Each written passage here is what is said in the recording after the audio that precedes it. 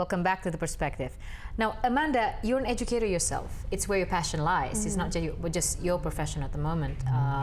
What would, in your opinion, the core issue that we have in our education system at the moment? Is it realizing? Is it not parents or individuals or children realizing how important education is, or it's the system that's not fully in effect or having full impact on our youth or our young generation? Yeah, so I think it's really a multi-layered issue, education, because then you have the parents, you have the teachers, you have the children, of course, the main beneficiary of the system, and then there's the bigger set of the country that will carry on and that will host these children at the future.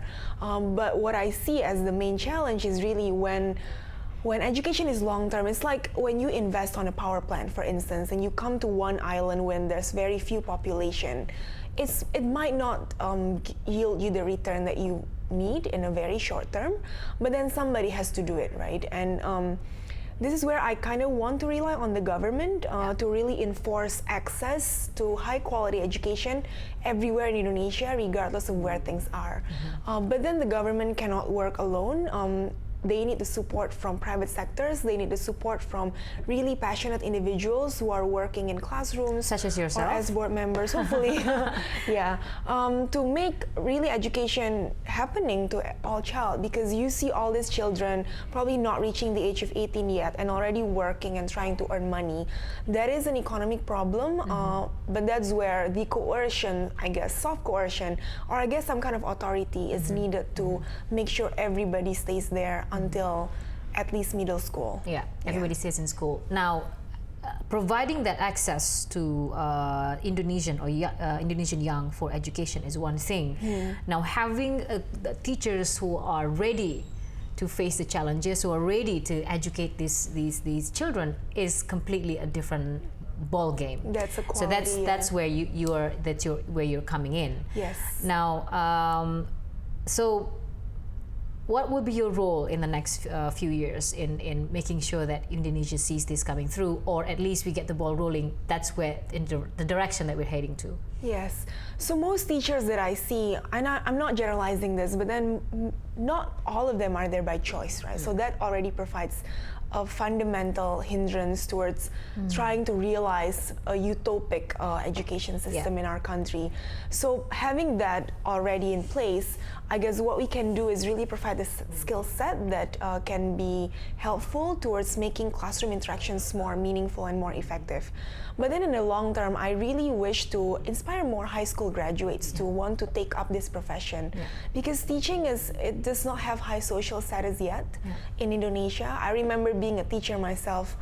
Everybody asked me, why be a teacher, why in education, when you can do something else that is probably more economically feasible or sensible. And that's where you don't lie to your heart, right? But then trying to get and make teaching a more attractive profession, that is the biggest homework. And when we can do that, then more people, more high school graduates will come into teaching, and then we can start, I guess, restructuring bit by bit what's happening in Indonesian classrooms.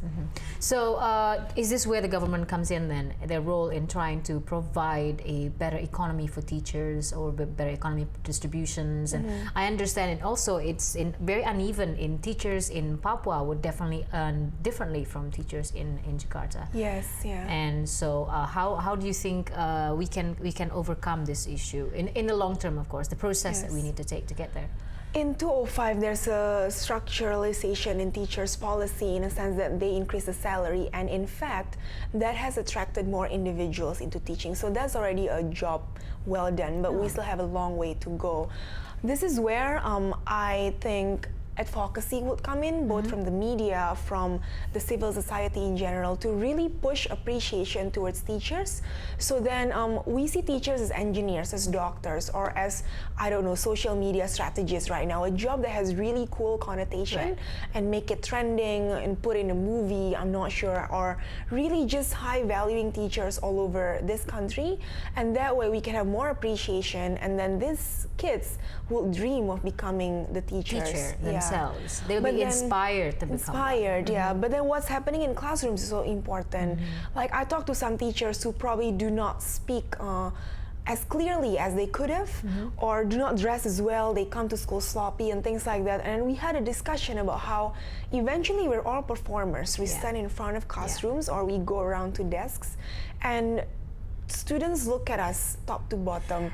They look at how They become we, a role model. role for them. model, yeah, how we speak, how we behave, what we do in our spare time.